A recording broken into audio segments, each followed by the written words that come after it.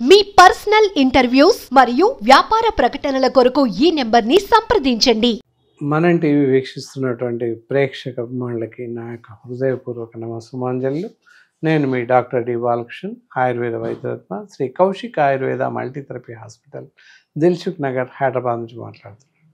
జనాలందరూ ఇప్పుడు జీవిస్తున్నటువంటి జీవన శైలి అవ్వచ్చు, వాతావరణ మార్పులు అవ్వచ్చు, ఇతరత్ర కారణాలు ఏవైనా అవ్వచ్చు, వీటన్నింటి వల్ల కూడా మనకి చాలా రకాల ప్రాబ్లమ్స్, చాలా రకాల మార్పులు సంభవిస్తున్నాయి. అందులో ఒకటి చూస్తే ఈ మధ్య కాలంలో అందరికీ గ్రే హెయిర్స్, వైట్ హెయిర్స్ లేదా డాండ్రఫ్ ఇలాంటి జబ్బులతో బాధపడుతున్నారు. దానికి కాను సింపుల్ చిట్కా, మందార పువ్వుతో ఆయిల్ తయారు చేసుకొని వాడచ్చు.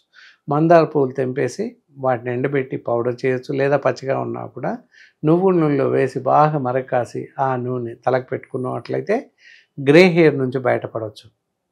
ఇక ఇంకొకటి, చాలామందికి అపోహలు ఉన్నాయి. ఏం చేస్తే తగ్గద్ది తెలిసి తెలియక వైద్యం చేసుకుంటున్నారు.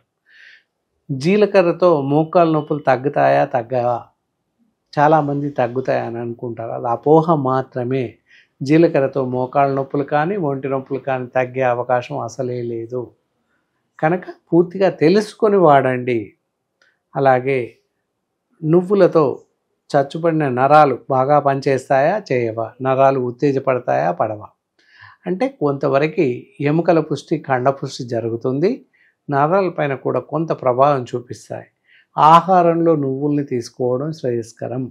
షుగర్ లేని వాళ్ళు అయినట్లయితే నువ్వు ఉండలు ఉదయం ఒకటి సాయంత్రం ఒకటి, నువ్వులు బెల్లం కలిపి ఈ మాత్రం ఉండలు ఉదయం సాయంత్రం తిన్నట్లయితే కాల్షియం, ఐరన్ ఇలాంటివి పెరిగే అవకాశం ఉంటుంది. రక్తం ఇతోధికంగా తయారవుతుంది. ఫోలిక్ యాసిడ్, కాల్షియం కూడా ఉద్భవిస్తుంది. తద్వారా ఒంటి నొప్పులు తగ్గే అవకాశం ఉంటుంది. మిరియాలు తాగినట్లయితే నరాలు పనిచేస్తాయా, నరాల మీద ఏదైనా చక్కగా పనిచేయడానికి అవకాశం ఉందా అని ఒక ప్రేక్షకుడు అడుగుతున్నాడు. మిరియాలు తాగినట్లయితే నరాలపైన ఎలాంటి ప్రభావం చూపించవు.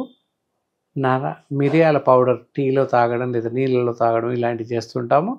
మిరియాలు తాగడం వల్ల ఎలాంటి న్యూరలాజికల్ డిజార్డర్స్, నరాల జబ్బులపైన పని చేయవు.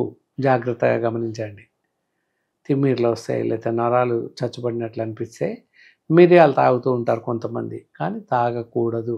ఇంకొకటి, కరేలా జ్యూస్, కాకరకాయ రసం కానీ ఆకు రసం, కాయల రసం చాలామంది ఈ మధ్య తాగుతున్నారు. షుగర్ తగ్గిద్దని చెప్పేసి అనుకుంటూ ఉన్నారు.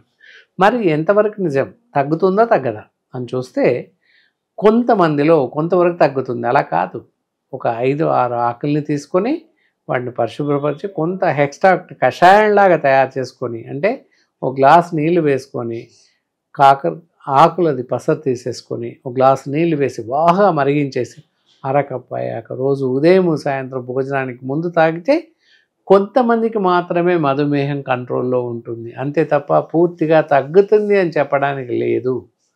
కాబట్టి గమనించే ప్రార్థన, అందరూ తగ్గింది పక్కింటి వాళ్ళకు నాకు తగ్గిద్ది అనుకోవడానికి లేదు. శరీరాన్ని బట్టి వారి బాడీ తత్వాన్ని బట్టి కొంతమందికి పనిచేస్తుంది, కొన్ని వేళల్లో అన్ని వేళల్లో పనిచేయదు. ఇంకొకటి, మెంతుల్ని నానబెట్టేసి ఒక 2 చెంచాల వరకు నానబెట్టేసి ఉదయం మెంతులతో పాటు ఆ నీటిని తాగుతూ ఉన్నట్లయితే షుగర్ కంట్రోల్ అవుతుందా అవదా? కంట్రోల్ అవుతుంది. అది కూడా చాలా తక్కువ మందికి కంట్రోల్ అవుతుంది. అలా నిరవధికంగా రోజు చేస్తూ ఉండాలి పద్ధతి ప్రకారంగా. ఉదయం ఖాళీ కడుపుతో మెంతులు నీటితో పాటు అలాగే తాగేసి అరగంట తర్వాత ఉదయం బ్రేక్ఫాస్ట్ చేయాలి. అలాగే రాత్రి కూడా ఈ మెంతులు నీరు తాగాక అరగంటకి భోజనం చేయాల్సిన అవసరం ఉంటుంది. ఇలా నిరవధికంగా చేస్తూ ఆహారంలో మార్పులు కూడా చేసుకోవాల్సిన అవసరం ఉంటుంది.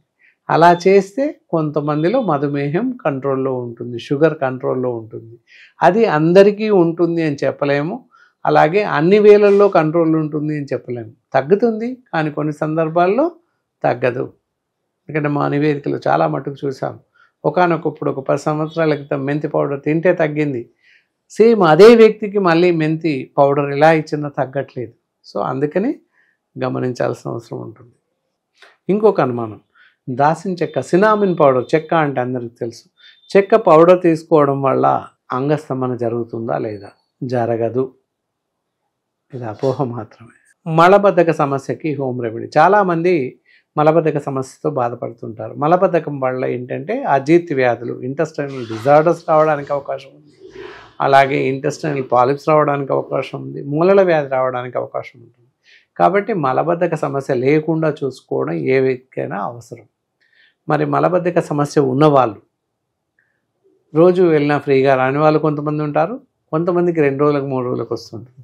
ఎవరైనా అలాంటి వారు మలబద్ధక సమస్యతో బాధపడుతున్నట్లయితే రోజులో 3 నుంచి 4 లీటర్ల నీళ్లు తాగండి. అలాగే మధ్యరాత్రి మేలుకున్నప్పుడు కూడా 1 గ్లాసు నీళ్ళు తాగండి. ఉదయం లేవగానే 1 నుంచి 2 గ్లాసుల నీళ్లు తాగండి. మరీ లీటర్లు అక్కర్లేదు. ఇలా చేస్తూ ఉన్నట్లయితే సాధారణంగా మలబద్ధక సమస్య తీరుతుంది. అయినప్పటికీ మలబద్ధకం అలాగే ఉండి సమస్య తీరనట్లయితే వంట ఆముదం దొరుకుతుంది. వంట ఆముదం ఒక 2 చెంచాలు రాత్రి తాగేసి పడుకోండి.